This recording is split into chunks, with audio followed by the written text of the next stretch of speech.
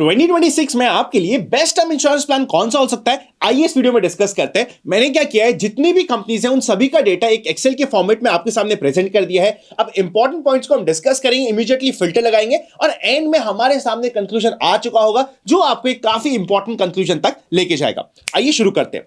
देखिए, ये complete exhale है जो मैंने आपके लिए प्रेजेंट करा है। जो लेटेस्ट IRDA का अवेलेबल डेटा है on their report on their website, उसके अकॉर्डिंग ये डेटा ले रखा है। हो सकता है जिस समय आप ये वीडियो देख रहे हो उसके बाद उनका कोई नया नोटिफिकेशन आ जाए और नया डेटा आ जाए, तो नया डेटा को आप रेफर कर सकते हो। पर जो लेटेस्ट अवेलेबल डेटा है ऑन देयर ऑफिशियल वेबसाइट, वो हमने यहां पे यूज करने की कोशिश करी है अपने पर्सनल जजमेंट को ध्यान में रखते हुए। देखिए, जब भी हम बेस्ट टर्म इंश्योरेंस प्लान ढूंढ रहे हैं उसमें से सबसे पहला इंपॉर्टेंट पॉइंट जिसका फिल्टर लगाना है वो है ब्रांड वैल्यू। होता क्या है, जब भी कोई एक बड़ी ब्रांड होती है, एक एग्जिस्टिंग ब्रांड होती है और उसके पास एक अच्छा कस्टमर बेस होता है, अननेसेसरी वो क्लेम रिजेक्ट करने से पहले डरेंगे। आज के दिन सोशल मीडिया भी इतना पावरफुल हो गया है कि बड़ी ब्रांड्स को उनकी ब्रांड इमेज की काफी दिक्कत होगी। पर इसी की जगह पे अगर कोई छोटी ब्रांड है जो थोड़ी बहुत इंश्योरेंस पॉलिसीज ही कर रही है, उनको ज्यादा फर्क नहीं पड़ेगा। वो बोलेंगे कि भैया नहीं देना हमें तो क्लेम, हमें तो पैसे बचाने हैं, आपकी मर्जी पड़े जो करो, आपको जितना चिल्लाना चिल्लाओ सोशल मीडिया पे, हम कुछ नहीं मानेंगे। ब्रांड की उनको ज्यादा वैल्यू नहीं है। क्या नॉर्मल सिचुएशन में ब्रांड वैल्यू का बहुत फर्क पड़ेगा? I think no. बट जब भी डिफिकल्ट सिचुएशन आएगी कंपनीज के लिए, फॉर एग्जांपल जब कोविड का समय आया था, बड़ी कंपनीज जहां पे ब्रांड की वैल्यू थी वो क्लेम्स पास कर रहे थे, अननेसेसरी अड़चने पैदा नहीं कर रहे थे। छोटी कंपनी से अननेसेसरी अपने भलते से क्लॉज निकाले और क्लेम्स देने में दिक्कत देना स्टार्ट किया।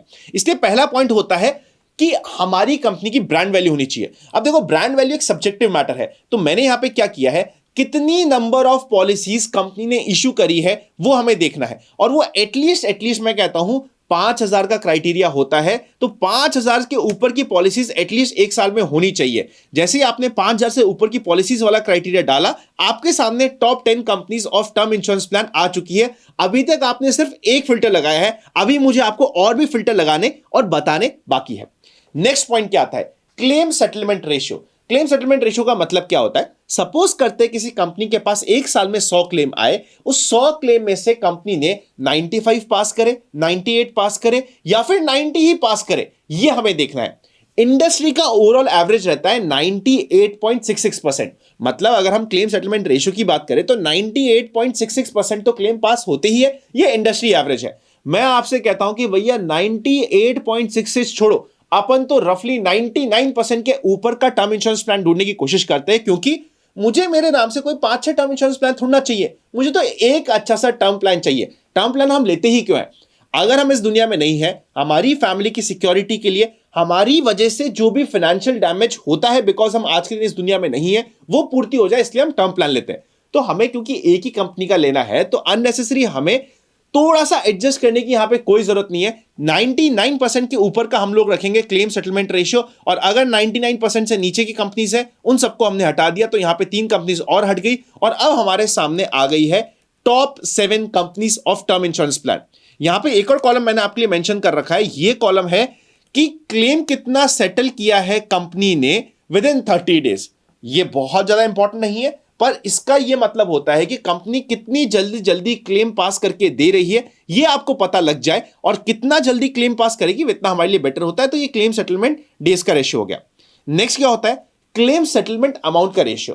कंपनी ने 100 क्लेम आए, उसमें से 99 पास कर दिए, पर जो बड़ा क्लेम था, जो सबसे बड़ी वैल्यू का था, बट सपोज करते हैं 100 में से 99 क्लेम तो थे 1-1 करोड़ के और एक क्लेम था 5 करोड़ का, मैंने वो 5 करोड़ का ही क्लेम रोक दिया, तो क्लेम सेटलमेंट अमाउंट का रेशियो मेरा गड़बड़ा जाएगा। 100 करोड़ के क्लेम आए तो उसमें से मैंने 95 करोड़ के क्लेम पास करे या फिर 99 करोड़ के, यह हमें बताएगा क्लेम सेटलमेंट अमाउंट का रेशियो। हम हमेशा चाहते हैं कि हमारा क्लेम सेटलमेंट अमाउंट का रेशियो एटलीस्ट 98% के तो ऊपर हो। मैं नहीं कह रहा कि 99 हो, पर एटलीस्ट 98% के ऊपर हो, बल्कि 99 के भी ऊपर ले लेंगे तो हमें कोई दिक्कत की बात नहीं है। हमारे सामने टॉप 4 कंपनीज यहां पे आ चुकी है क्लेम सेटलमेंट अमाउंट के रेशियो के अंडर। लास्ट पॉइंट क्या आता है, भैया कंप्लेंट्स कितनी है।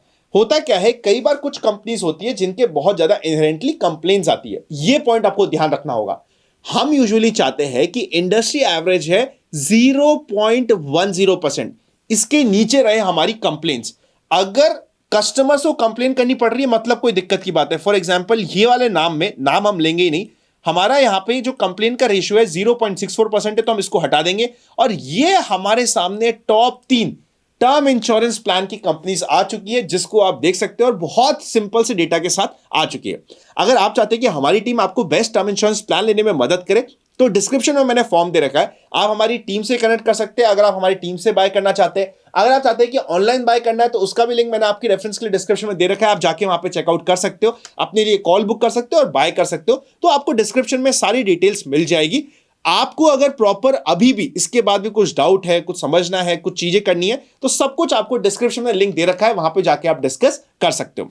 नेक्स्ट इंपॉर्टेंट पॉइंट यहां पे टर्म इंश्योरेंस में एक और आता है, वो मैं आपके सामने डिस्कस कर लेता हूं कि टर्म इंश्योरेंस प्लान लेते लेते आपके सामने कुछ ट्रेडिशनल प्लान के ऑप्शन आ जाएंगे, क्योंकि आपको बताया जाएगा भैया आप टर्म में क्या करोगे, आप अंदर से सिर्फ 30,000 रुपए साल का दोगे। इससे अच्छा मैं आपको एक ऐसा प्लान देता हूं जहां पे 1,00,000 रुपए आपको 12 साल तक दे दें मात्र।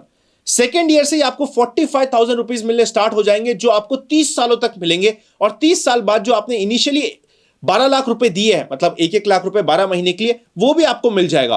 आपको लगेगा ये तो बहुत अच्छा है, 45,000 रुपीज तो मेरे को सेकेंड ईयर से मिलने स्टार्ट ही हो जाएंगे, और एंड में जो 12 लाख रुपए दिए वो भी मिल जाएंगे, इंश्योरेंस मिला तो अलग। तो भैया ये तो बहुत अच्छी चीज हो गई। कैलकुलेट करते हैं, अगर आप यहां पे नॉर्मल एक XIR का फॉर्मूला लगाओगे, तो आपको पता चलेगा कि इस कंप्लीट ड्रामा करने में आपका जो रिटर्न्स बन रहा है वो 5.5% से भी नीचे का बन रहा है। मतलब आप इन्फ्लेशन को भी बीट नहीं कर पा रहे। और ये मैंने एग्जांपल लिया है वन ऑफ द बेस्ट, जो अभी तक का जितना मैंने स्टडी किया है उनमें से जो हाईएस्ट रिटर्न देने वाला ट्रेडिशनल प्लान है उसका। बाकी सबके रिटर्न्स तो आपको 4-4.5% ही मिलेंगे। तो अननेसेसरी टर्म इंश्योरेंस प्लान लेते वक्त टर्म इंश्योरेंस को ट्रेडिशनल प्लान से जोड़ के कोई और भलता सा प्लान लेने की कोशिश मत करिएगा। जब आप टर्म इंश्योरेंस लेने जा रहे हैं तो प्योर टर्म इंश्योरेंस चाहिए आपको इंश्योरेंस के नाम पे लाइफ में सिर्फ 2 प्लान चाहिए होते हैं, एक टर्म प्लान, दूसरा हेल्थ इंश्योरेंस। इसके अलावा आपको कोई भी प्रकार का किसी भी प्रकार का इंश्योरेंस प्लान लेना ही नहीं है, आपको रिक्वायरमेंट है ही नहीं। इस चीज को समझ लीजिएगा। टर्म और हेल्थ लेने में अगर हमारी टीम की कुछ रिक्वायरमेंट है, डिस्क्रिप्शन में लिंक मिल जाएगा। आप कहते हो भैया आपकी टीम नहीं, हमें तो ऑनलाइन डायरेक्ट बाय करना है, तो ऑनलाइन का भी लिंक मिल जाएगा। आप चाहते हो कि नहीं भैया मेरे को तो आपकी बात ही नहीं करनी, मेरे को तो अपने आप जाके बाय करना है, भाई अपने आप बाय कर लो जो आपको जगह अच्छी लगे। पर टर्म प्लान लेना जैसे ही आपकी पहली इनकम स्टार्ट होती है जरूरी होता है। अगर आपकी कोई वाइफ है और या फिर आपका कोई हस्बैंड है जो घर को मैनेज कर रहा है और वो आज के दिन नहीं कमा रहे हैं कुछ भी, तो नॉन अर्निंग मेंबर का टर्म प्लान लेने की जरूरत नहीं होती है। बच्चों का टर्म प्लान लेने की जरूरत नहीं होती है। रिटायर्ड पेरेंट्स का टर्म इंश्योरेंस प्लान लेने की जरूरत नहीं होती है। सिर्फ ऐसे पर्सन के लिए टर्म इंश्योरेंस प्लान लेना है जो आज के दिन एक्टिव है, जिनकी इनकम आ रही है, जिनके ना होने की वजह से इनकम में फैमिली की फाइनेंशियली फैमिली को दिक्कत होगी। सिंपल है।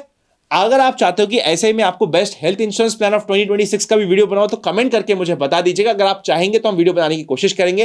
Happy learning and I will see you very soon.